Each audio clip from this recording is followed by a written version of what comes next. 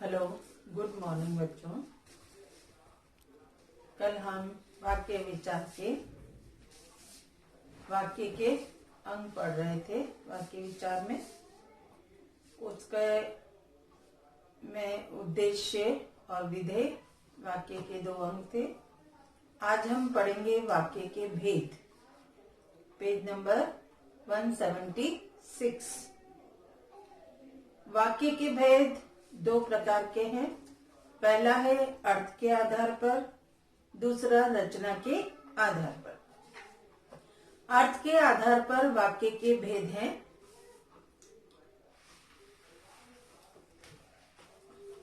पहला है विधानवाचक।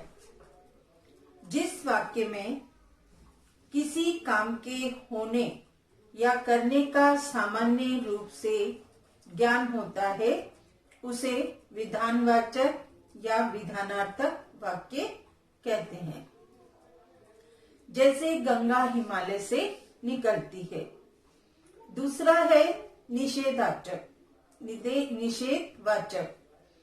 जिस वाक्य में क्रिया के नहीं होने का बोध होता है उसे निषेधवाचक ये निषेधार्थक वाक्य कहते हैं। जैसे आज हम बाजार नहीं जाएंगे, राम ने मेरी बात नहीं मानी। तीसरा है प्रश्नवाचक। जिस वाक्य से प्रश्न पूछे जाने का बोध हो उसे प्रश्नवाचक या प्रश्नार्थक वाक्य कहते हैं। जैसे क्या तुम बाजार जाओगे, कल वह कहाँ गया था। क्वेश्चन मार्क यानी प्रश्नवाचक। फोर्थ है आज्ञावाचक। जिस वाक्य से आज्ञा, प्रार्थना, उपदेश या अनुमति का बोध होता है उसे आज्ञावाचक या आज्ञार्थक वाक्य कहते हैं। जैसे सब पढ़ने बैठो, आप मेरे यहाँ अवश्य आइएगा। पांचवा है इच्छावाचक। जिस वाक्य से इच्छा, कामना, शुभ कामना, आशीर्वाद आदि का बोध हो उसे इच्छावाचक या इच्छार्थक वाक्य कहते हैं। जैसे ईश्वर सबका भला करे, आप दीर्घायु हो। 6 है संदेहवाचक। जिस वाक्य से किसी बात के होने का संदेह हो उसे संदेहवाचक या संदेहार्थक वाक्य कहते हैं। जैसे हो सकता है उसकी बात सच हो, अब तक वे घर आ चुका होगा। 7 है संकेतवाचक। जिस वाक्य में किसी बात या कार्य का होना किसी अन्य बात पर निर्भर हो उसे संकेतवाचक या संकेतार्थक वाक्य कहते हैं। जैसे यदि तुम कुछ देर पहले आते तो पिताजी से मिल लेते, यदि वर्षा तेज हुई तो मैं बाजार नहीं जाऊंगा। 8 है विस्मयादि वाचक। जिस वाक्य से विस्मय, हर्ष, आश्चर्य या घृणा आदि भाव का बोध हो उसे विस्मयादि बोधक या विस्मयार्थक वाक्य कहते हैं। तो जैसे वाह, विराट ने क्या छक्का मारा, शाबाश, क्या चित्र बनाया। तो यहाँ वाक्य के अर्थ के आधार पर 8 भेद बताए हैं। पहला है विधानवाचक, दूसरा निषेधवाचक, तीसरा प्रश्नवाचक, चौथा आज्ञावाचक, 5वां इच्छावाचक, 6वां संदेहवाचक, 7वां संकेतवाचक और 8वां विस्मयादि वाचक। अब हम पढ़ेंगे वाक्य का दूसरा भेद, रचना के आधार पर वाक्य भेद। तो रचना के आधार पर वाक्य के 3 भेद बताए हैं। पहला है सरल वाक्य, दूसरा संयुक्त वाक्य और तीसरा मिश्र वाक्य। तो सरल वाक्य जिस वाक्य में एक ही उद्देश्य और एक ही विधेय हो उसे सरल वाक्य कहते हैं।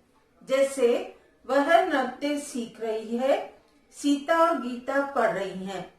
सरल वाक्य में उद्देश्य एक से अधिक भी हो सकते हैं पर विधेय एक ही होगा। संयुक्त वाक्य जिस वाक्य में दो या दो से अधिक सरल वाक्य समुच्चय बोधक या, और, कि, इसलिए, अतः, परंतु, अन्यथा द्वारा जुड़े हों उसे संयुक्त वाक्य कहते हैं। जैसे रमा बाजार गई और वह फल लेकर आई। आपका घर सुंदर और हवादार है। योजकों के आधार पर संयुक्त वाक्यों को निम्नलिखित वर्गों में बांटा गया है। पहला है संयोजक संबंध, और, एवं, फिर, बल्कि, किंतु आदि। जैसे माँ आई थी पर जल्दी चली गई। सुबह हुई और चिड़िया चहचहाने लगी। दूसरा है विभाजक संबंध, या, अथवा, अन्यथा आदि। जैसे आप घर आएंगे या मैं आऊं। आप शरबत लेंगे या गरम चाय। तीसरा विरोध सूचक, किंतु, परंतु, अन्यथा, लेकिन आदि। जैसे आशु ने परिश्रम किया परंतु उसे सफलता नहीं मिली। वह आया जरूर था किंतु घर पर रुका नहीं। फोर्थ है परिमाण सूचक, अथ, अत, एव आदि। वह बीमार था इसलिए वह स्कूल नहीं गया। तुम परिश्रम करो अन्यथा परीक्षा में सफलता नहीं मिलेगी।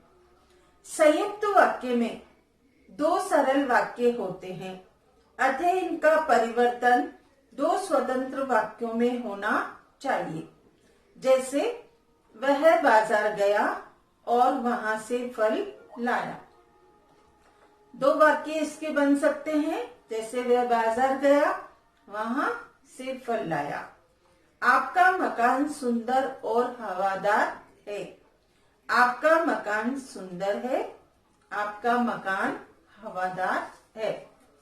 तीसरा है मिश्र वाक्य, जिस वाक्य में एक प्रधान उपवाक्य और एक से अधिक आश्रित उपवाक्य हो उसे मिश्र वाक्य कहते हैं। जैसे उसने कहा था कि वह कल आ जाएगा। तो प्रधान उपवाक्य है उसने कहा था, आश्रित उपवाक्य वह कल आ जाएगा। दूसरा, वह पेन कहाँ गया जो मैं लाया था।